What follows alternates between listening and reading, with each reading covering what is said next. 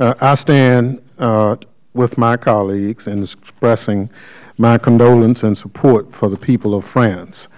As Americans, we stand in solidarity with our French allies. The terrorist group ISIL has claimed responsibility for the attacks that were carried out last Friday in Paris. The attacks were a chilling manifestation of the reach of the ISIL terrorist network in Europe.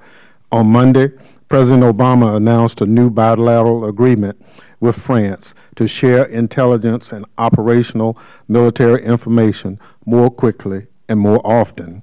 This move will close information gaps that have existed with our European partners. The bipartisan task force organized by Homeland Security cited this gap as a major finding of its recent report that examined the threat posed by foreign fighters. Consequently, we welcome enhanced information sharing with France. It has been reported that a fake Syrian passport was found with one of the terrorists who carried out the deadly Paris attack. Since 2011, Syria has been a country torn by civil war, with an estimated 4.2 million Syrians forced to flee from their homeland. While the United States is the largest donor of humanitarian aid to Syria, President Obama announced earlier this year that we do more and work with the UN to provide shelter to 10,000 refugees who are in refugee camps, primarily in Turkey, Jordan, and Lebanon. As we continue to discuss America's involvement with Syrian refugees, it is important that we as federal policymakers embrace fact, not fear. The Syrian people are the primary victims of the violent conflict in Syria and the brutal actions of ISIL. They are the most vulnerable to the violence and know firsthand the cruelty of terrorists have brought to their communities. Syrian refugees, like others who are given safe harbor in the United States, are fleeing dire, even life-threatening situations. The migrants who have fled and continue to flee to Western Europe will not be considered for protection in the United States, as they will seek protection in European countries. The United States has the benefit of an ocean and time to separate us from the flood of humanity that Europe is struggling to manage. In stark contrast to what is occurring with migrants arriving in Europe, our government has the time to thoroughly screen refugees before they are admitted. Our extensive and deliberative vetting process takes, on average, between 18 and 24 months.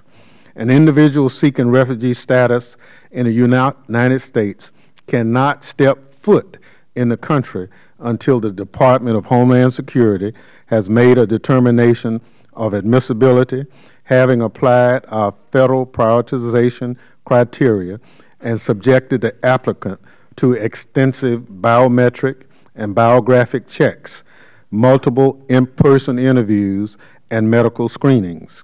While concern about the risk associated with unknown persons in refugee population is understandable, particularly in the wake of last week's heinous attacks in Paris, we must not lose sight of the fact that 3/4 of the refugee population are women and children, and the U.S. government will be highly selective on which applicant it approves. Providing safe harbor to individuals who no longer have a home because of war and violence is a humane and American thing to do. Furthermore, in our fervor to protect the country from threats, we must not turn a blind eye to the fact that there are people who would seek to do Americans harm and strike at our way of life who were born and raised here in the United States.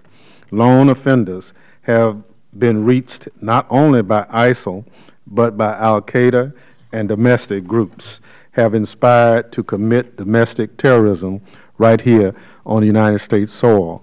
Furthermore, the downing of a Russian airliner on October 31st by ISIL brings into focus that the aviation sector remains a terrorist target and the importance of bolstering our screening procedures at last point of departure at airports. Finally, as we consider foreign terrorist threats to the homeland, we must not ignore the risks associated with the visa waiver program.